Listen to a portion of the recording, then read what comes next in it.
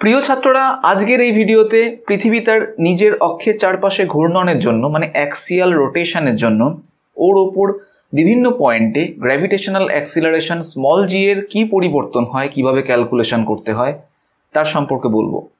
গত ভিডিওতে আমি বলেছিলাম পৃথিবীর সারফেস থেকে হাইট বাড়লে বা ডেপথ বাড়লে জি এর পরিবর্তন হয়, কিভাবে ক্যালকুলেশন করতে হয়। যারা এখনও দেখোনি ওপরের আই বাটনে ওই ভিডিওর লিঙ্ক পেয়ে যাবে, তোমরা দেখে নিতে পারো। এখন পৃথিবীর ঘূর্ণনের জন্য অ্যাক্সিয়াল রোটেশনের জন্য স্মল জি এর পরিবর্তন হয়, কিভাবে হয়। আমরা জানি যে পৃথিবী পশ্চিম থেকে পূর্ব দিকে ঘোরে এবং সেটা একটা নির্দিষ্ট অ্যাঙ্গুলার স্পিড নিয়ে ঘোরে, কৌণিক দ্রুতি নিয়ে ঘোরে, যার মান তুমি চাইলেই ক্যালকুলেশন করতে পারবে। ওমেগা দিয়ে প্রকাশ করা হয় তাকে, এবং ওমেগা ইকুয়ালস টু 2π/t। টি হলো পর্যায়কাল, মানে এক পাক খেতে কত সময় নেয়।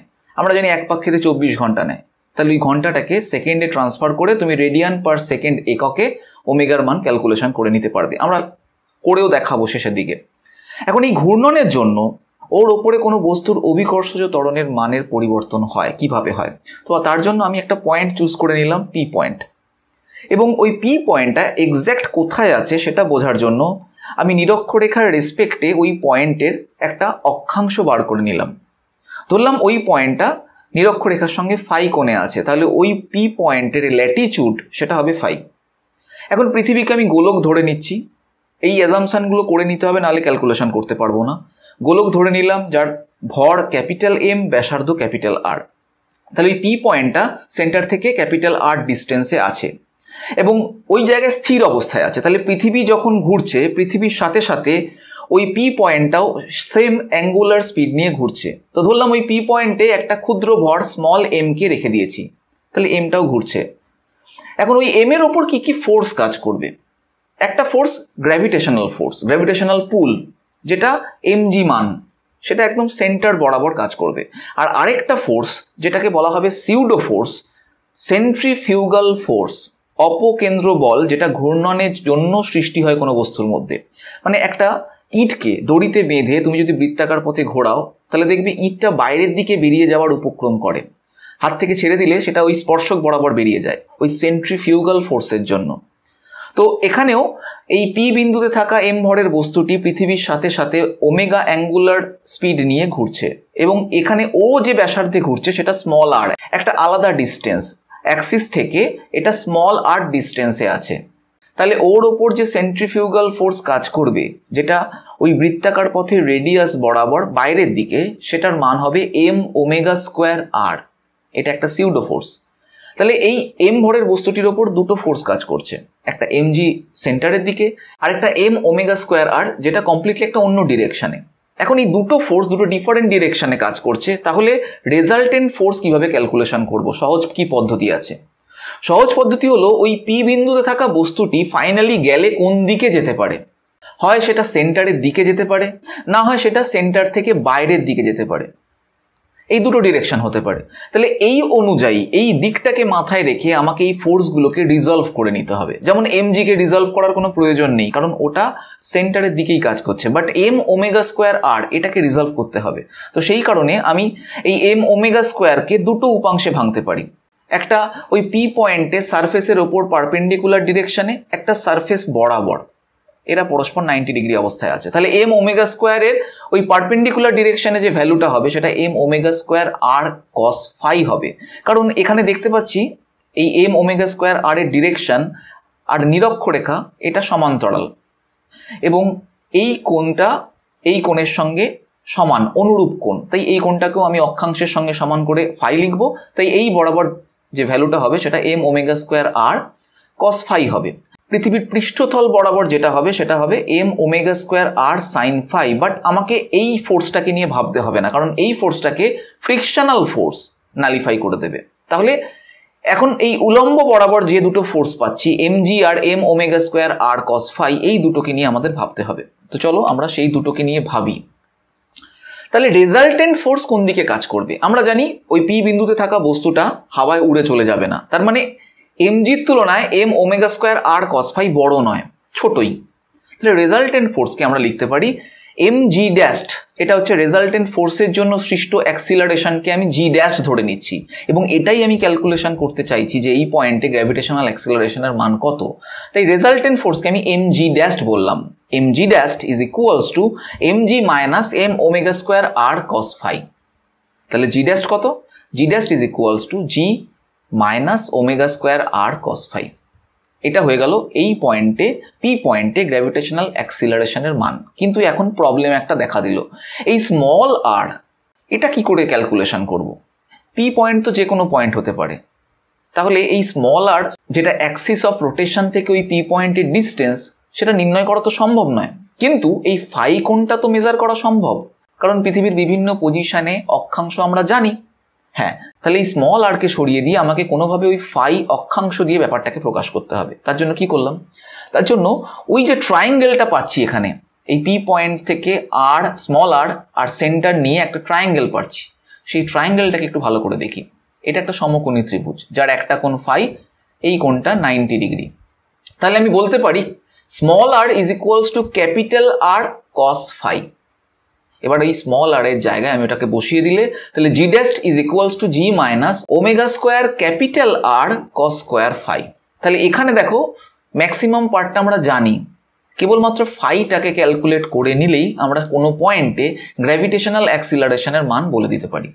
তাহলে এটাকে মাথায় রেখে আমরা যদি ক্যালকুলেশন করা শুরু করি, ধরলাম এই নিরক্ষরেখার ওপর কোনো বিন্দুতে বা নিরক্ষীয় তলের ওপর কোনো বিন্দুতে আমরা এই গ্র্যাভিটেশনাল অ্যাক্সিলারেশনের মান বার করতে চাই। তাহলে আমরা জানি নিরক্ষরেখার ওপর যে কোনো বিন্দুতে অক্ষাংশ শূন্য হয়, তার মানে ফাই ইকুয়ালস টু এখানে 0 ডিগ্রি। তাহলে G dash is equals to G minus omega square R cos square phi, ফাইয়ের জায়গায় 0 বসালে কস ফাই মানে 1। সো ফর্মুলাটা হয়ে গেল কি? G dash equals to G minus omega square R. তাহলে এই জায়গায় ওই বস্তুটার স্মল এম ভরের বস্তুটাকে রাখলে তার অ্যাপারেন্ট ওয়েট বা আপাত ওজন কত হবে? মানে M G dash is equals to M G minus M omega square R হবে। তাহলে যেটা আমরা ভাবতাম যে এম জি হবে সেটা আর হচ্ছে না, তার জায়গায় ঘূর্ণনের জন্য একটা পার্ট কেটে বাদ চলে যাচ্ছে। তাহলে ফাইনালি ওর আপাত ওজন হলো W dash equals to W minus M omega square R, যেখানে এম জিকে আমি ডাব্লিউ বা ওয়েট দিয়ে প্রকাশ করছি। এবং তোমরা মনে রাখবে এই ইকুয়েটার অঞ্চলে বা নিরক্ষীয় অঞ্চলে যে কোনো বস্তুর আপাত ওজন সবচেয়ে কম হয়, কারণ এই জায়গায় এই ফাই এর মান 0 ডিগ্রি হওয়ার জন্য কস ফাই এর মান ম্যাক্সিমাম হয়, তাই ম্যাক্সিমাম পার্টটা বিয়োগ হয়ে বাদ যাচ্ছে। ওকে, এবার আমরা তাহলে মেরু অঞ্চলে এই কোনো বস্তুর আপাত ওজন কত হতে পারে বা অভিকর্ষজ ত্বরণের মানের পরিবর্তন কি হয় সেটা দেখে নিই। যে কোনো মেরু, নর্থ পোল সাউথ পোল, এই দু জায়গায় অক্ষাংশ 90 ডিগ্রি, তাহলে সেটাকে বসিয়ে দিচ্ছি। তাহলে জি ড্যাস্ট ইকুয়ালস টু জি হয়ে যাবে কস 90 ডিগ্রি, দ্যাট ইজ 0। তাহলে এখানে আপাত ওজন অরিজিনালি যে ওজনের কথা আমরা জানি এম জি, তার সঙ্গে সমান হবে, মানে প্রকৃত ওজনের সঙ্গে সমান। তাহলে দেখতে পাচ্ছি ইকুয়েটার অঞ্চলে যেটা সবচেয়ে কম হয়ে গেছিল আপাত ওজন, সেটা কোনো পরিবর্তনই হচ্ছে না, সেটা অ্যাকচুয়ালি পোল অঞ্চলে একই থেকে যাচ্ছে।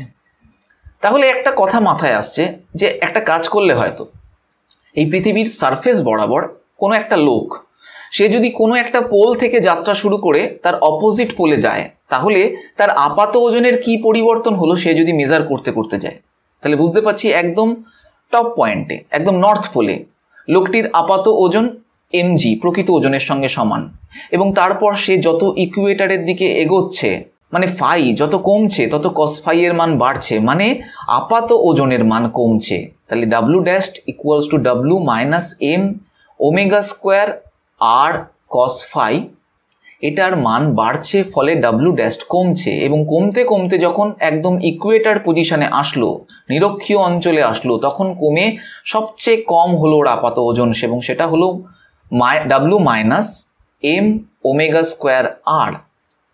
এবং তারপর ও যখন আবার সাউথ পোলের দিকে যাচ্ছে তখন আবার আপাত ওজন বাড়ছে, এবং বাড়তে বাড়তে ওর প্রকৃত ওজনের সঙ্গে সমান হয়ে গেল একদম সাউথ পোলে গিয়ে, এমজির সঙ্গে সমান হয়ে গেল।